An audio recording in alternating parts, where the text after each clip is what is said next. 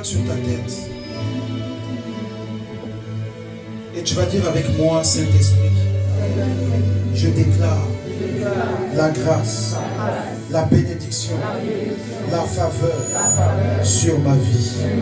À compter d'aujourd'hui, quelque chose de nouveau se produit dans ma vie. Tout ce qui est mort reprend vie. Tout ce qui était stérile soit fécond au nom de Jésus-Christ. La mort a disparu. La mort a disparu. Je déclare la vie en abondance dans mon âme. Au nom de Jésus-Christ. Quelqu'un me dit Amen. Quelqu'un dit Amen très très fort.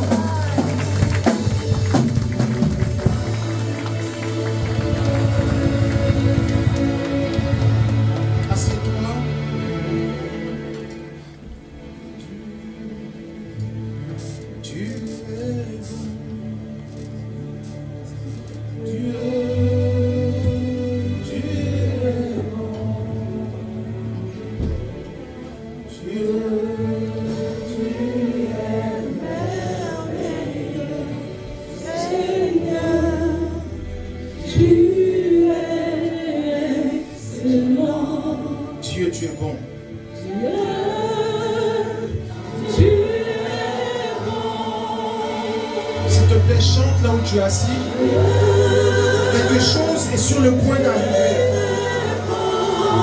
Dis-lui qu'il est bon.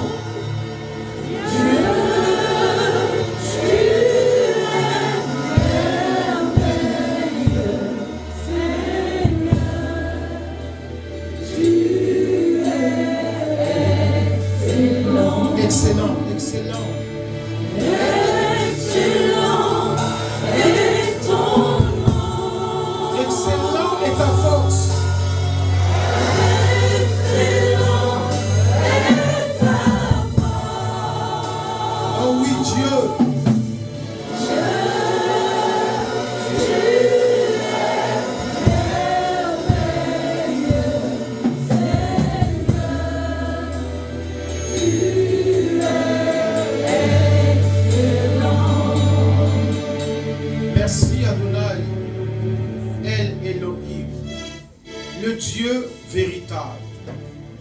Créateur de toutes choses, celui qui a vaincu la mort, qui est, qui était et qui sera éternellement.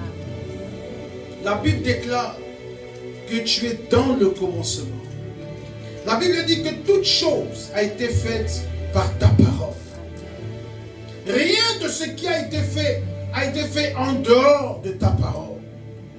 Alors laisse que ta voix retentisse et que ta parole soit libérée. Que le réma de Dieu qui existe et qui a créé l'humanité vienne recréer ce qui est mort dans la vie de tes enfants.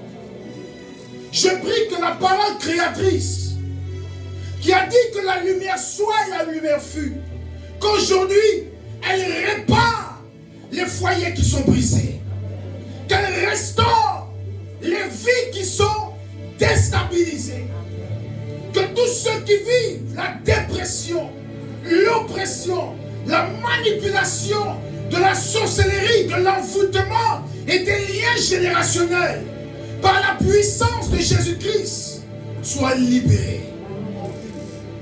Tu as dit que tu es la parole vivante.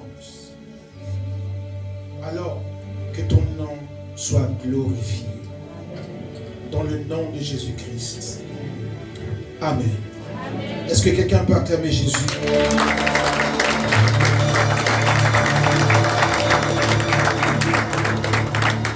Alléluia.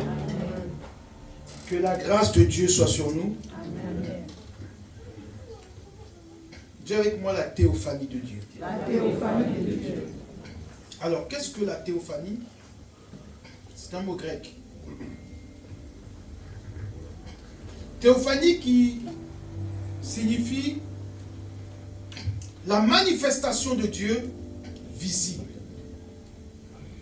C'est-à-dire que Dieu est apparu Christ est apparu tout au long des Écritures.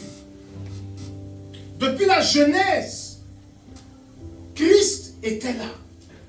Et nous allons voir comment est-ce que ce Dieu que nous prions, que nous adorons, s'est manifesté, mais de manière visible.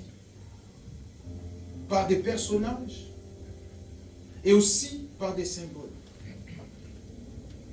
Et c'est très important de comprendre que Christ n'est pas arrivé simplement comme on le voit dans le Nouveau Testament, où Marie a mis au monde le Seigneur. Mais il avait déjà touché de son empreinte l'humanité. Et certains l'ont vu, certains ont parlé avec lui, mais sans savoir qui il était. Alléluia. Je vais vous expliquer quelque chose. Christ, c'est la manifestation de Dieu. Christ, c'est la manifestation de Dieu. Quand Dieu décide de venir sur la terre, la Bible dit qu'il a emprunté un corps. Voilà pourquoi la Bible dit qu'il s'est fait un corps. Amen. Il n'a voulu ni offrande, ni holocauste, mais il s'est fait un corps. Et donc Christ a habité dans un corps. Et le corps que Christ emprunte pour venir sur la terre s'appelle Jésus-Christ. Quelqu'un m'a pas dit Amen. Amen. Jésus, c'est le corps que Christ emprunte pour venir sur la terre. Parce qu'il y a une loi que Dieu a instituée sur la terre. C'est que tout homme doit passer par une femme pour venir sur la terre. Donc Dieu voulant respecter le principe que lui-même avait établi, il va se choisir une femme. Mais pour rester Dieu, il ne prendra pas l'apport humain.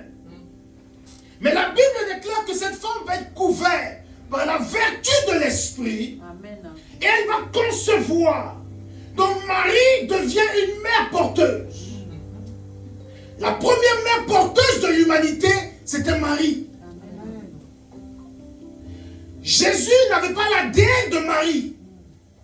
Jésus n'avait pas en lui le sang de Marie. Mais Marie a reçu à l'intérieur. C'est comme une femme porteuse, vous connaissez les femmes. On te donne un enfant, mais que tu dois rendre. Donc Dieu a prêté son fœtus à Marie. Il lui a dit porte-le. Et après présente-le à l'humanité. Regardez, même l'ange se présente à Marie et lui dit, hey, tu ne peux pas lui donner un nom. Parce qu'il a déjà un nom dans le ciel. Et tu l'appelleras Jésus. Qui veut dire le Sauveur. Mais sache une chose. Qu'au-delà de tout ce que nous pouvons imaginer, c'est Emmanuel. Dieu parmi les hommes. Est-ce que quelqu'un me comprend? Amen. Donc elle porte un enfant qui ne lui appartient pas. Voilà pourquoi Jésus, quand les disciples disent, Marie, appelle Jésus, ils étaient paniqués. Jésus lui a dit, qu'y a-t-il entre toi et moi? Femme, calme-toi.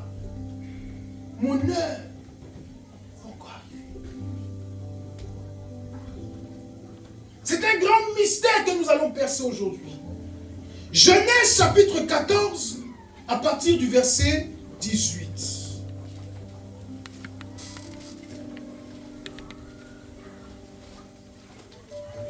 On va prendre à partir du verset 17.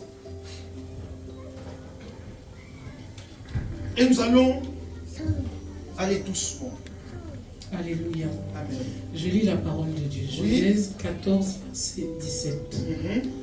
Après qu'Abraham fut revenu vainqueur de Kédor, Laouémer, et des rois qui étaient avec lui, le roi de Sodome sortit à sa rencontre dans la vallée de Chavé, qui est la vallée du roi. Melchisédek, roi de Salem, fut apporté du pain et du vin. Doucement. Melchisédek, roi de Salem, fit apporter du pain et du vin. Il était sacrificateur du Dieu très haut. Du Dieu très haut. On va s'arrêter là. Aujourd'hui, je vais un peu parler de Melchisedec. Qui est ce personnage mystérieux qui est apparu à un moment des Écritures? La Bible déclare que Abraham sort d'une victoire. Et quand il sort de cette victoire, il va croiser Melchisedec. La Bible dit que Melchisedec, il est roi de Salem. Alléluia. Il fit apporter du pain et du vin.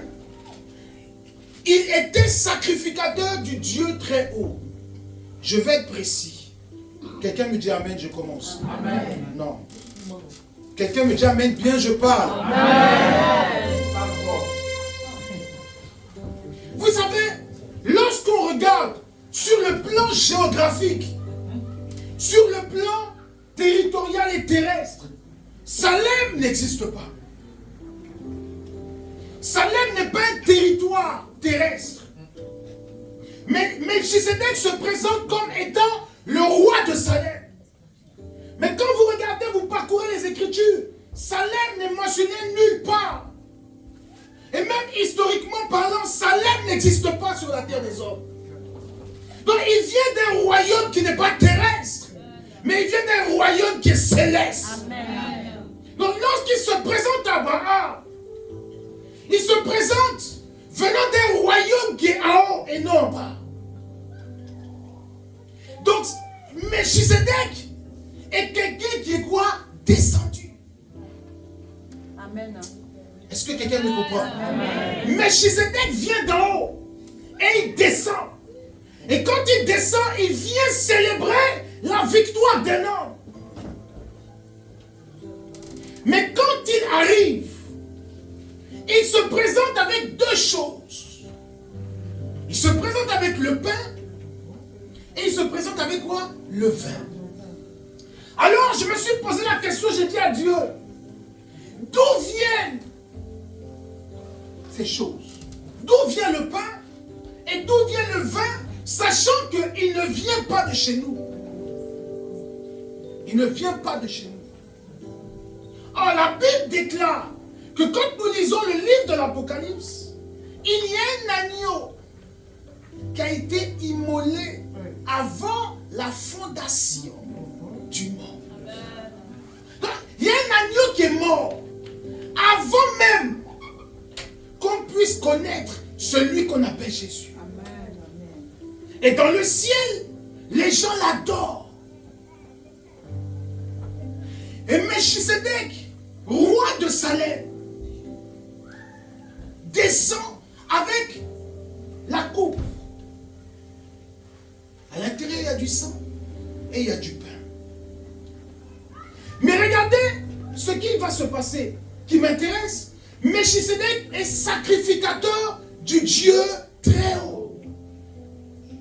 Bon, il a deux capacités. La Bible déclare qu'il est roi. Et deuxièmement, il est sacrificateur. Mais regardez dans les Écritures, la royauté et la sacrificature ont toujours été séparées. Dieu a interdit que le sacerdoce rentre dans la royauté. Voilà pourquoi Dieu a établi des rois et Dieu a établi des prophètes.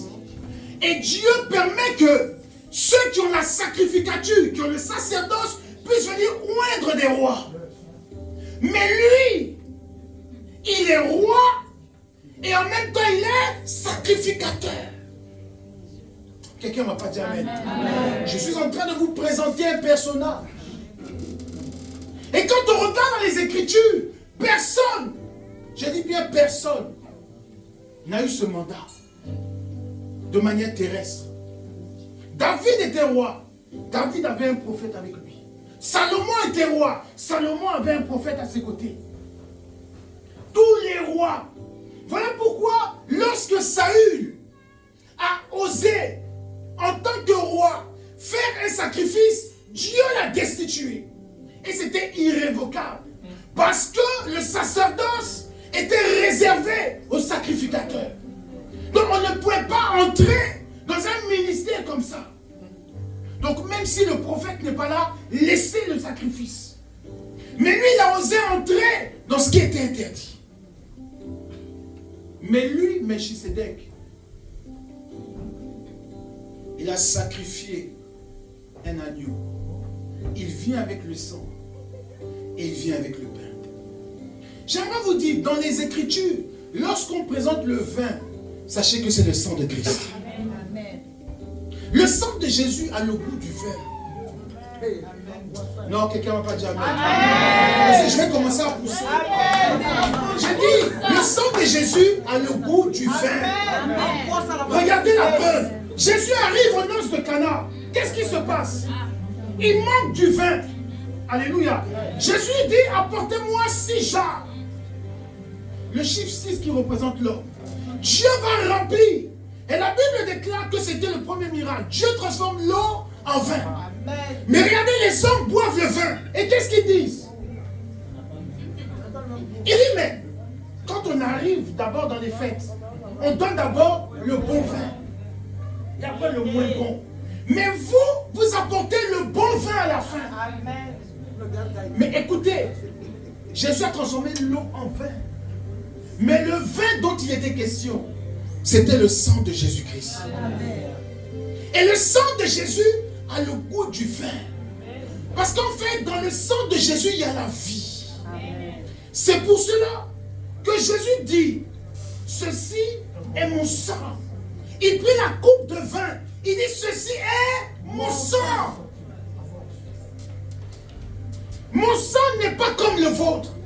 Toi, ton sang n'a pas de goût. Mais le sang de Jésus a du goût. Le sang de Jésus, il donne la vie.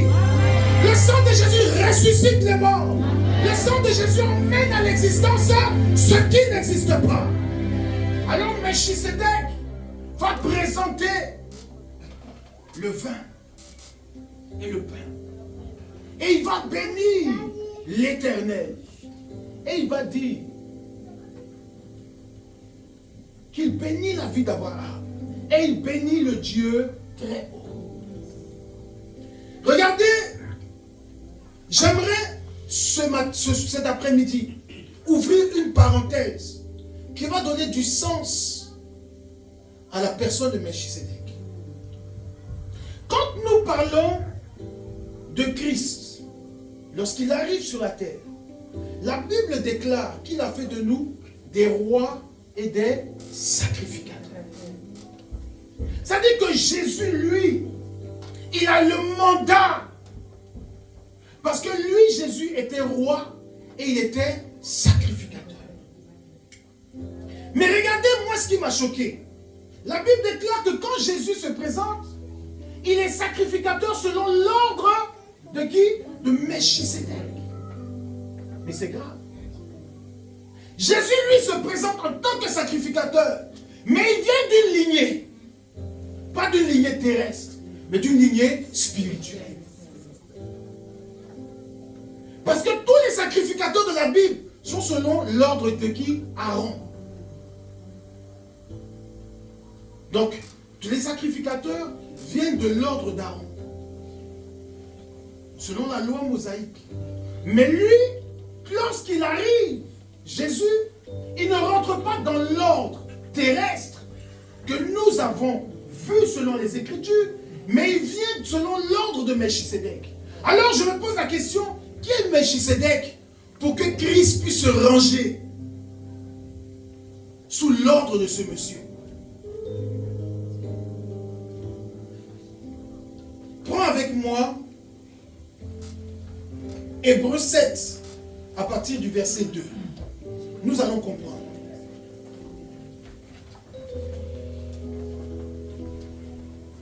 Hébreux chapitre 7, à partir du verset 2. Est-ce que quelqu'un me suit? Je veux que tu comprennes ce qu'est la théophanie. Christ est apparu dans les Écritures sous la personne de Melchisedec. Et vous allez comprendre cela, oui, vas-y. Hébreux 7, verset 2. Et à qui Abraham donna la dîme de tout. qui est d'abord roi de justice, d'après la signification de son nom. Ensuite, roi de Salem, c'est-à-dire roi de paix, qui est sans père, sans mère, sans généalogie, qui n'a ni commencement de jour ni fin de vie, mais qui est rendu semblable au Fils de Dieu, ce Melchisédek, demeure sacrificateur à perpétuité. Stop. Est-ce que quelqu'un comprend? Il n'a ni père, il n'a ni mère, il n'a ni généalogie. Mais il vient en tant que sacrificateur. Et il paraît semblable à qui? Au Fils de Dieu. La première apparition de Christ était sous l'apparence d'un roi. Mais regardez, il avait 2 titres en plus. Il était roi de Salem, qui est la paix, et il était roi de quoi? Justice. Et il vient pour établir son gouvernement céleste. Et le gouvernement de Dieu s'établit aujourd'hui dans ta vie. Amen. Nous avons un roi et nous avons un sacrificateur qui vit à perpétuité. Regardez, le ministère de Melchisédek n'est pas un ministère qui a une fin. Aaron a eu une fin. Moïse a eu une fin. Abraham a eu une fin. Tous les prophètes de la Bible ont eu une fin. Mais le seul ministère qui n'a pas eu de fin, c'est celui de Melchisédek. La Bible dit que lui, il est sacrificateur à perpétuité. Amen. Aussi longtemps que Dieu sera Dieu, il sera sacrificateur. Son mandat n'a pas commencé aujourd'hui et il ne finira pas aujourd'hui. Le Christ est venu mettre son empreinte sur la terre. Et j'ai compris que la première célébration n'a pas commencé quand les Israélites étaient en Égypte. Mais il a commencé avec Abraham. Abraham va commencer à manger, à goûter quelque chose qui n'existait pas à son époque. L'agneau immolé n'était pas encore mentionné. Mais lui, il va boire et il va manger des choses extraordinaires. Et regardez, lorsqu'il boit, la Bible déclare que le stérile qu'il était, ce jour-là, la vie est entrée en lui. Amen. Et la Bible dit que ce jour-là, quand il a donné la dîme à Melchisédek, après avoir bu le vin et mangé le corps, les vies qui n'existaient pas. Ça dit que sa descendance a été créée dans la matrice de Dieu. Quand il boit le sang de Jésus, ses enfants apparaissent. Et il commence à prendre vie. Et la Bible déclare que ce jour-là, Melchisédek, qui a béni le Dieu très haut, a transmis à Abraham une descendance.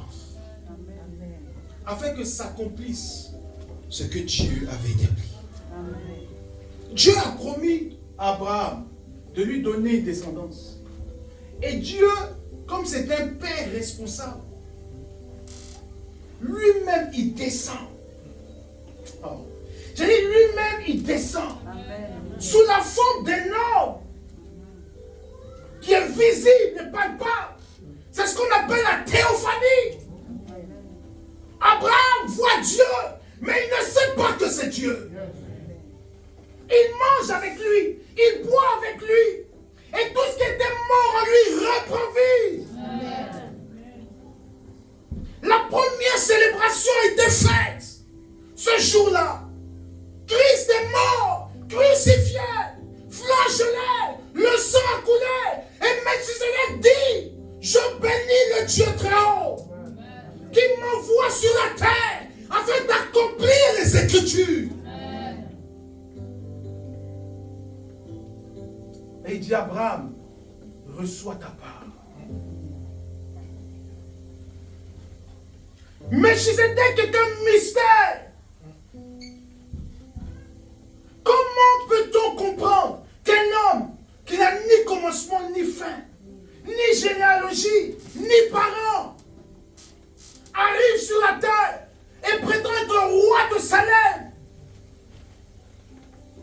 vient-il? Il est venu inspecter les lieux. Amen. Vous savez, il y a des apparitions dans la Bible qui nous démontrent que Dieu a toujours été avec sa création. Regardez un peu, quand on parle d'Élie le Tishbite, Élie est une préfiguration de Christ. Élie n'a ni père ni mère. Élie arrive sur la terre et il est prophète de l'Éternel. Mais regardez ce qui me choque. Il a la même attitude que mon Seigneur Jésus-Christ. Lorsqu'il meurt, il monte. Lorsque Jésus s'en va, il fait quoi? Il monte. Mais regardez, la Bible déclare que Élie va jeter quoi? Son manteau à Élisée pour qu'il puisse recevoir la double portion. Mais regardez ce qu'il y a d'extraordinaire dans cette similitude. Quand Jésus monte, lui ne nous envoie pas un vêtement. Il nous envoie quoi? Son esprit. Deux dimensions. J'ai dit deux dimensions. Nous sommes dans une dimension qui est au-delà de la double portion. Nous sommes dans la dimension de ce qu'on appelle la plénitude de sa présence. Amen. Élisée, lorsqu'il a reçu le manteau, il a été saisi de l'onction. Et la Bible déclare qu'il a pris le manteau et il a fait quoi? Il a frappé les eaux. Et les eaux se sont ouvertes. Mais sans le manteau, les eaux ne se seront pas ouvertes. Moi, aujourd'hui, nous avons plus qu'un manteau. Amen. Nous avons le revêtement de l'esprit. Nous avons un vêtement nouveau. Amen. Écoutez, la Bible déclare que dans le ciel, ils lavent leurs vêtements dans le sang de l'agneau. Ils lavent leurs vêtements. Il y a un vêtement céleste que tu portes actuellement. Amen. Il y a un vêtement sacerdotal qui est sur la vie de quelqu'un. Ce n'est pas un vêtement naturel que l'on peut voir. Mais c'est un vêtement céleste. Et quand tu revêts ce manteau, la gloire de Dieu t'accompagne. Voilà pourquoi la Bible déclare que lorsque Jésus-Christ est entré dans le désert, à la sortie du désert, la Bible dit quoi? Il a été quoi? Revêtu. Ce qui veut dire que Jésus avait déjà un vêtement. Parce que quand on dit revêtu, c'est qu'on rajoute quelque chose par-dessus un autre. Oh, quelqu'un ne m'a pas compris. Est-ce que je peux prêcher?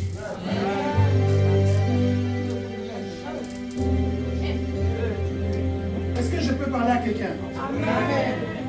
La Bible déclare qu'il a été quoi? Revêtu. Il y a des gens ce soir, avant de sortir d'ici, qui seront quoi? Revêtus. Le revêtement est un habit qui nous a été donné. Et tout type d'enfant de Dieu, lorsqu'il croise la révélation de Jésus-Christ, doit être revêtu d'un habit nouveau. Amen. Regardez, Bartimée, fils de Timée, mendiant, aveugle, était assis au bord de la route. La Bible déclare qu'il entend qu'il y a un homme passer. Regardez ce qui se passe. Il ne voit pas. Imagine, tes yeux sont fermés. Et quelqu'un est en train de passer. Et il l'appelle fils de David. C'est-à-dire que dans l'esprit, il n'a pas vu un homme passer, mais il a vu un roi passer. Amen. Oh my God. J'ai dit, il n'a pas vu un homme, mais il a vu un roi passer. Amen. Parce qu'il l'appelle fils de David. Donc il s'est dit certainement en lui-même, il existe encore des enfants de la maison de David. Amen. Alors il dit fils de David, petit-fils du roi que mes pères ont adoré. Aie pitié de moi. Ses yeux se sont ouverts. Il n'a pas vu ce que les autres ont vu.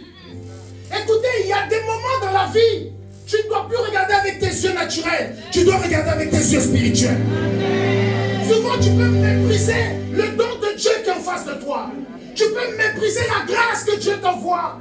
Cette femme qui était au pied de Jacob, Jésus lui a dit, si tu connaissais le don de Dieu qui est en face de toi, c'est toi qui me demanderais de l'eau à boire. Alors souvent nous croisons les anges de l'Éternel, nous croisons la manifestation visible de Dieu et nous méprisons. Parce que la Bible déclare dans Ésaïe 52, Ésaïe 53, la Bible dit qu'il n'avait ni beauté ni éclat. Donc souvent, il y a des choses qui arrivent vers toi, ça ne ressemble à rien. Mais si tu as les yeux de l'esprit, tu verras la gloire de Dieu. Il y a beaucoup de gens qui t'ont méprisé.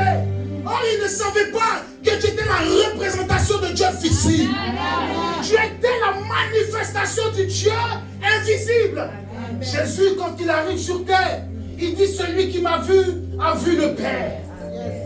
Jésus est la théophanie de Dieu.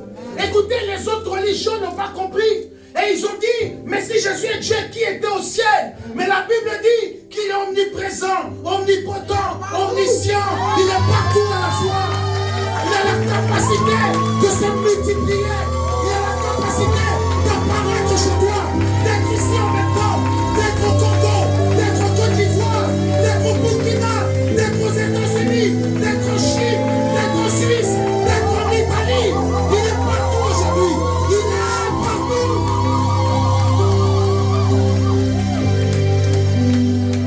On veut réduire mon Dieu à un homme visible. Il est la manifestation. Donc c'est le reflet. Quand tu regardes dans le miroir, tu vois ce que tu jettes. Jésus est le reflet de Dieu. Écoutez, c'est pas parce qu'on ne voit pas le reflet que toi tu n'es pas là. Le sexe est vidé. Pourquoi? La Bible dit, même les cieux des cieux ne peuvent le contenir.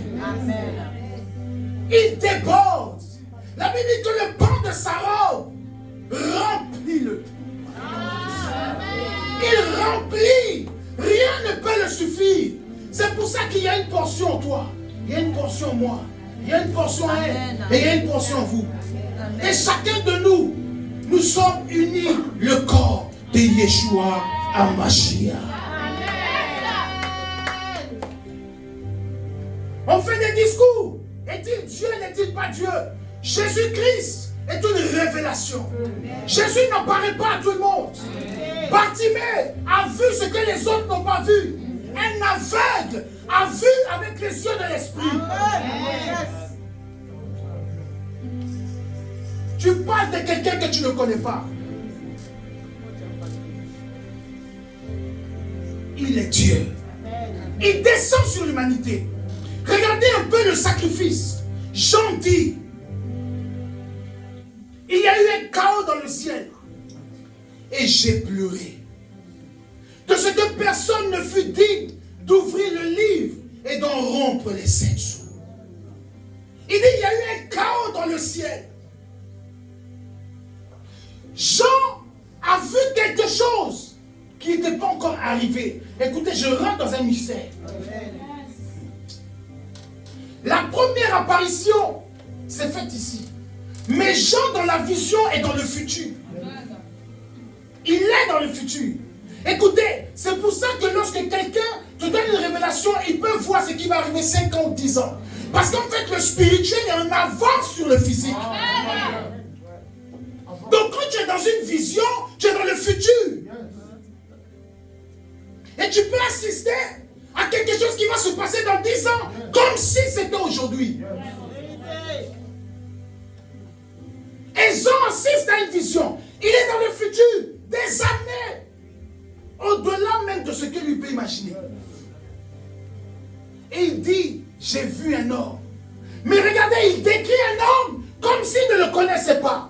Parce qu'en fait, il était trop en avance sur son temps. La révélation qu'il reçoit le dépasse. Elle le dépasse. Pourtant, il a vécu. Il a mangé avec lui. Mais il avait un visage que Dieu lui a donné de voir. Voilà pourquoi Daniel, lorsqu'il était en face du torrent, il voit un être avec 4 visages.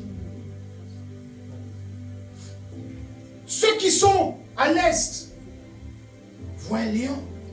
Ceux qui sont là-bas voient un buffle. Ceux qui sont ici voient un homme. Et ceux qui regardent de ce côté voit un aigle. Regardez comment les gens ne comprennent pas Dieu. La Bible dit que nous prophétisons en partie parce que nous recevons en partie. Tout dépend de l'angle où tu es pour voir Dieu. Si tu vois Dieu comme un lion, tu diras qu'il est lion. Mais moi, je dirais qu'il est homme. D'autres te diront qu'il est aigle. Voilà pourquoi lorsque Bartimée ferme les yeux, lui il voit un roi. Amen. Je ne sais pas comment est-ce que lui s'est révélé à toi. Mais il faut que tu arrives à percevoir la théophanie de Dieu. Dieu peut apparaître devant toi comme le chandelier. Regardez, il y avait un homme du nom de Samson. Samson avait le chandelier sur sa tête. 7 nattes. Les 7 nattes représentent le mystère des 7 chandeliers. Les 7 esprits du Dieu vivant. Amen. Et Dieu lui dit aussi longtemps que cela sur ta tête, tu seras fort. Écoutez-moi bien. Et en Israël, dans le tabernacle de Dieu, aussi longtemps que le chandelier est allumé, la présence de Dieu était là. Amen. Alors, Samson, dans ses cheveux, manifestait Dieu. Comment tu peux contenir Dieu? Dieu dans les cheveux d'un homme. Comment tu peux expliquer ça? Et les cheveux représentent la présence de Dieu. Ça, c'est ce qu'on appelle la hiérophanie. La hiérophanie, c'est les symboles qui représentent Dieu. Souvent, on voit une colombe. Dieu t'est apparu. Souvent, tu es là dans une vision, tu vois de l'huile. La gloire de Dieu descend. Souvent, il y a un vent impétueux. La gloire de Dieu te visite. Dieu est dans les symboles. Regardez, Balak et Balaam sur la montagne. Dieu rentre dans un âne pour lui parler. Qui peut contenir Dieu? Il veut lutter. L'âne lui parle. Lui dit, petit, écoute bien la parole de Dieu. Est-ce que quelqu'un peut comprendre que l'âne lui parle? Dieu rentre dans un animal pour parler à un homme. Et toi, tu veux discuter de est-ce que toi, tu as fini de le connaître? Dieu est Dieu. Jésus est le véritable. Et Melchisedec a été la première manifestation de Christ comme un homme visible et palpable sur la terre. Il vient, il rend grâce. Et il partage la première Sainte Seine. Amen. Il y a eu 2 grandes Saintes Seines dans la Bible. Celle de Melchisedec et celle de Jésus-Christ. Amen. Melchisedec a fait la Sainte Seine avec Abraham. Il revient. Et maintenant il la partage avec ses disciples. Et la Bible déclare que Jésus est sacrificateur selon l'ordre de Melchisedec. C'est le même qui revient pour finir ce qu'il a commencé. Vous savez, Dieu, lorsqu'il commence quelque chose, il achève. Il y a des situations que tu vas vivre, il y a des situations que tu vas expérimenter. Mais ne dis pas que Dieu t'a abandonné en chemin.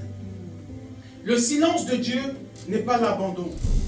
Le silence, c'est la réflexion de comment Dieu va te bénir. De comment Dieu va opérer. De comment Dieu va se glorifier. Souvent, il y a des saisons qui ne sont pas propices à ce que Dieu te visite. Regardez, la Bible déclare pendant 400 ans, ils étaient en captivité. Dieu a laissé mourir des générations. Mais toi, ta génération vivra. 400 ans. Beaucoup de générations sont parties. Et enfin, il décide de se révéler. Mais regardez, quand il se révèle à Moïse, il se révèle dans un buisson. Dieu aime les symboles. Je vais vous expliquer quelque chose et je vais finir. Le premier peuple à qui Dieu s'est révélé était l'Égypte. Quand vous lisez le livre d'Ésaïe, la Bible déclare que Égypte, mon premier-né. Assyrie, mon fils. En troisième position, Israël. Vous savez pourquoi Dieu dit ça? Dieu a donné la science et les mystères à l'Égypte. Mais l'erreur des Égyptiens, c'est quoi? C'est qu'ils sont devenus des dieux. Pharaon veut dire Dieu de la double demeure. La science que Dieu a donnée à l'Égypte était trop poussée pour leur époque. Ils arrivaient à connaître la constellation, les étoiles. Ils arrivaient à opérer des gens sans anesthésie, ils ouvraient la tête. Écoutez, ils avaient une science particulière des choses de Dieu. Ils savaient invoquer les esprits. Dieu leur a révélé. Mais vous savez, le grand problème, c'est que quand Dieu donne trop à l'homme, souvent l'homme devient orgueilleux. Et la Bible déclare qu'ils se sont fait pharaon, ils se sont fait Dieu sur la terre. Voilà pourquoi Dieu maintenant s'est choisi un peu. Dieu s'est choisi un peu pour pouvoir confondre l'orgueil des Égyptiens. Les Égyptiens voient Dieu sortir dans le feu, ils disent Dieu de feu. Ils voient sortir un Dieu dans l'eau, ils disent Dieu de l'eau. Regardez la confusion. Dieu se manifeste dans tout. Et ils ont commencé à adorer différents dieux. Or, il n'y en a qu'un seul.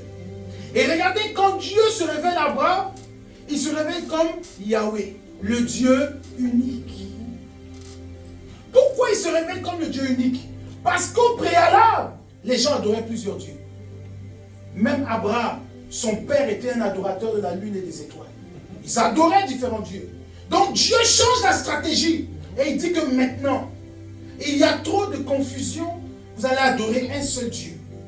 Voilà pourquoi lorsque nous regardons dans les Écritures, les termes hébraïques, quand nous lisons la Genèse, on dit Bereshit bara Elohim. Or, Elohim veut dire les dieux. Et quand Dieu crée l'homme, il dit faisons. Dieu n'a jamais été seul. Dieu siège parmi les dieux. Parce que lui-même, il a la capacité d'être dans plusieurs endroits en même temps. Voilà pourquoi la Bible mentionne les 5 esprits de Dieu. Dieu se rassemble dans son conseil. Comment est-ce que nous allons créer l'homme? À notre ressemblance et à notre image.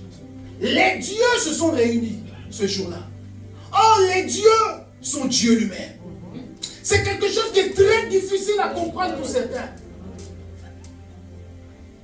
Les dieux ont créé l'homme. Oh, les dieux sont Dieu lui-même.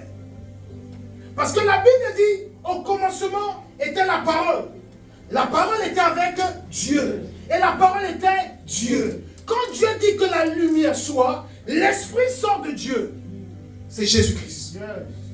Et il accomplit ce pourquoi il a été envoyé. Et quand il finit, il rentre en Dieu. Voilà pourquoi la Bible dit que la parole s'est faite chair. Dieu se divise. La parole va prendre une forme humaine. Et dans le livre de Jean, la Bible dit qu'elle a habité parmi les hommes, pleine de grâce. Mon Dieu est trop fort. Il n'a pas de limite. Je veux ce soir que ta Pâque soit une Pâque spectaculaire. Ou que tu aies une révélation. J'ai voulu te parler de la théophanie pour que cette année, tu puisses croiser Dieu d'une manière différente. Tu ne dois plus le croiser comme auparavant. Tu ne dois plus le voir comme Jésus étant sur la croix. Mais tu dois voir un homme transcendé, transfiguré. Tu dois avoir une révélation. Tu dois avoir une vision de lui. Vous savez, la vision que tu reçois de Dieu, c'est ce qui va influencer ta vie spirituelle. Amen. Plus c'est intense, plus ta vie spirituelle est intense.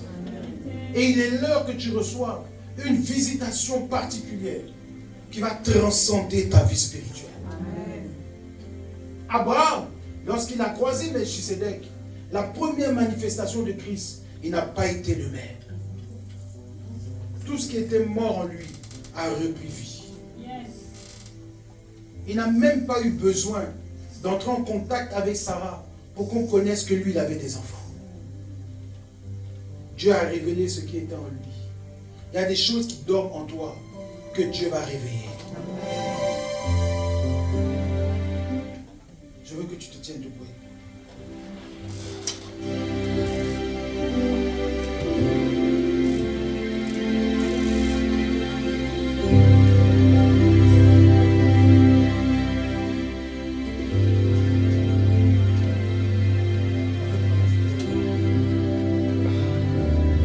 Alléluia. On va avoir un temps de prière. Amen. Je veux que vous preniez la Sainte Seine ensemble. Écoute-moi. Si tu es baptisé, si tu es baptisé, tu viens, tu prends la Sainte Seine.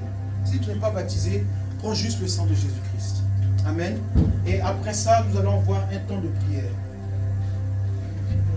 Parce que tu ne dois pas sortir d'ici de la même manière. Quelqu'un me dit Amen. Amen. Tu es venu, c'est pour le voir. Alléluia. C'est pour avoir une révélation de Jésus-Christ. C'est pour que cet homme-là te visite. C'est pour qu'il fasse quelque chose de particulier dans ta vie. Je ne sais pas ce que tu attends de Dieu. Je ne sais pas ce que tu espères de Dieu. Mais sache qu'il est en route. De la même manière qu'il est descendu et il a apparu à Abraham. Cet après-midi, il descend pour apparaître dans la vie de quelqu'un. Je veux que tu t'approches de la table du Seigneur. Et nous allons rentrer maintenant en phase. Parce que la Bible déclare dans 1 Corinthiens 11, la nuit où le Seigneur fut livré, il prit la coupe. Amen. Et il dit, ceci est mon sang. Amen. Et il dit, ceci c'est le sang de la nouvelle alliance. C'est-à-dire quoi? Que l'alliance que vous avez connue était une alliance terrestre. Mais aujourd'hui, sur cette alliance terrestre, j'ajoute une alliance spirituelle. Amen. Et si maintenant la loi humaine te condamne, et la loi de mon royaume te justifiera. Il prit le pain. Il dit, ceci est mon corps. Vous voyez? Donc toutefois que nous prenons ceci, nous nous réconcilions avec Jésus. Ne voyez pas ceci comme du pain sans levain normal. Mais dès lors qu'on va prier dessus, il y aura une connexion entre toi et le Père. L'apôtre Paul dit que beaucoup ont pris la Sainte Seine, mais ils ont négligé la chose. Et qu'est-ce qu'il s'est passé?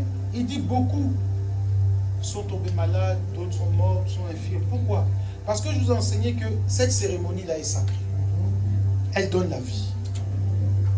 Jésus dit, celui qui mange mon corps ne mourra pas. Il vivra. Ça, c'est la vie éternelle. Est-ce que tu peux te rendre compte que les mystiques, les sorciers, eux, ils mangent le corps des hommes parce qu'ils cherchent la vie. Mais nous avons le corps de Jésus-Christ. Le corps du Dieu Tout-Puissant. C'est-à-dire que nous mangeons la vie.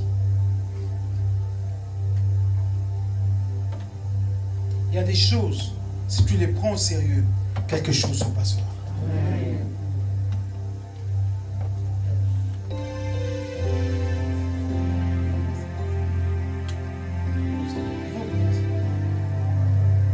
Tu vas t'approcher et tu vas prendre la Sainte Seine. Faites un rang, vous passez, vous sortez.